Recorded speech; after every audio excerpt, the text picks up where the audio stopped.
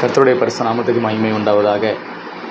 இன்றைக்கு நாம் பார்க்க போகிறது, என்னுடைய வாழ்க்கையை எது மாற்றியது என்பதை குறித்து பார்க்க போகிறோம்.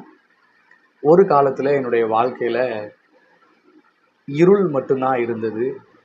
வாழ்க்கையில் ஒரு வெளிச்சம் கிடையாது, சந்தோஷம் கிடையாது, சமாதானம் கிடையாது.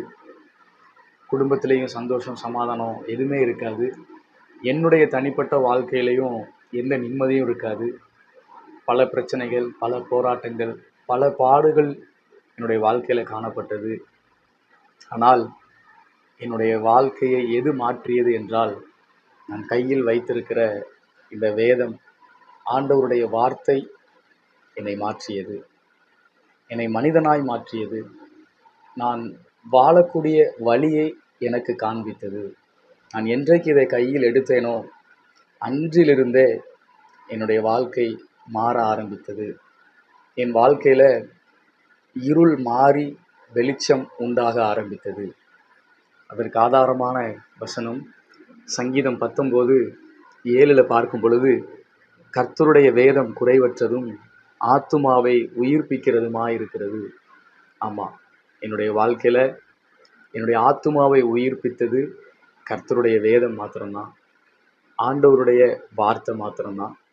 ஆண்டவருடைய வார்த்தை மட்டும் என் வாழ்க்கையில் இல்லைன்னா, ஆண்டவருடைய வேதம் மட்டும் என் வாழ்க்கையில் இல்லைன்னா, நான் அதை தூக்கி இருக்கலைன்னா, நான் இதை தியானிக்க ஆரம்பிக்கலைன்னா என் வாழ்க்கை மாறி இருக்காது. என்னைக்கு நான் இந்த வேதத்தை, இந்த பைபிளை நான் கையில் தூக்கி இதை படிக்க ஆரம்பித்தேனோ அன்னையிலிருந்து நான் இந்த உலகத்தில் எப்படி வாழணும், நான் எப்படிப்பட்ட மனிதனாய் இந்த உலகத்தில் இருக்க கர்த்தர் விரும்புகிறார், இந்த உலகத்தில் சந்தோஷம்னா எது, சமாதானம்னா எது அப்படின்ற எல்லா காரியங்களையும் கர்த்தர் எனக்கு கற்றுக் கொடுக்க ஆரம்பித்தார். இதை வாசிக்க வாசிக்க வாசிக்க என் குடும்பத்தில் சமாதானம் வந்தது, நிம்மதி வந்தது, சண்டைகள் மறைந்தது, ஒரு ஐக்கியம் உண்டானது, ஒரு மிகப்பெரிய ஒரு ஆறுதல், ஒரு இளைப்பாறுதல், எல்லை எங்கிலும் கர்த்தர் இளைப்பாறுதலை கட்டளையிட்டதை உணர முடிந்தது.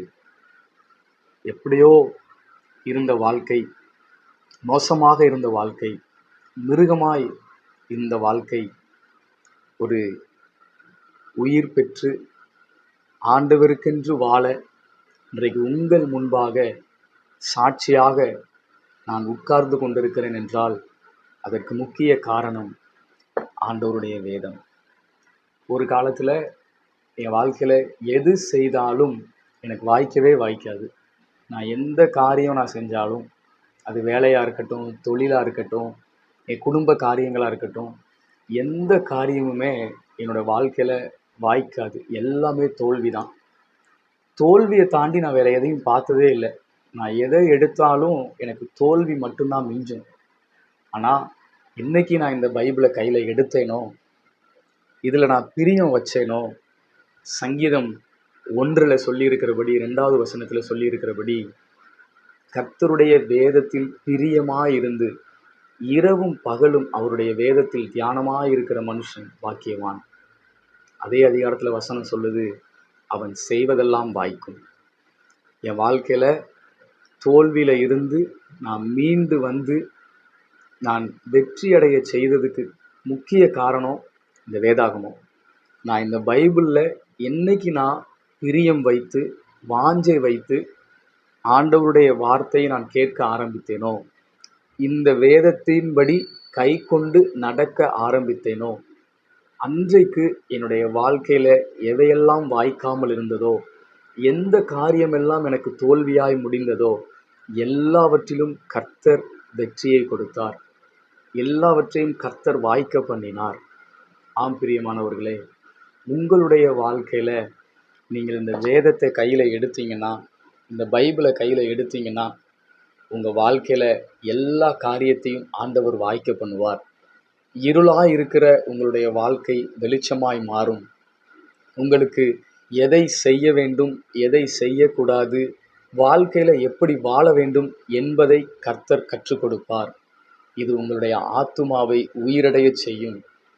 நீங்கள் என்ன செய்யணும் என்பதை இந்த உலகத்தில் உங்களுக்கு கற்றுக் கொடுக்கும். நித்திய ஜீவனுக்கு நேராக இது உங்களை நடத்தும். உங்கள் பாவங்களை எல்லாம் இது உங்களுக்கு சொல்லி கொடுத்து, இது உங்களுக்கு உணர்த்தி உங்களை மனிதனாய் மாற்றும். இந்த வேதம் தான் என் வாழ்க்கையை மாற்றியது. இதை நீங்கள் கையில் எடுத்தீங்கன்னா உங்கள் வாழ்க்கையும் அது மாற்றும். கர்த்தர் அதை கண்டிப்பாக செய்வார். இதை இன்றிலிருந்து நீங்கள் முடிவெடுங்க. நீங்கள் வாழ்க்கையில் இதுவரைக்கும் நான் வேதத்தை எடுத்து வாசிக்கவே இல்லை, நான் வேதத்தை எடுக்கவே இல்லை, நான் படிக்கவே இல்லைன்னு நீங்கள் சொன்னீங்கன்னா இன்றிலிருந்து ஒரு முடிவெடுங்க. என்னுடைய வாழ்க்கையை மாற்றிய தேவன், என்னை சாட்சியாய் நிறுத்தி இருக்கிற தேவன் உங்கள் வாழ்க்கையிலும் உங்களை சாட்சியாய் நிறுத்துவார். ஆமென்.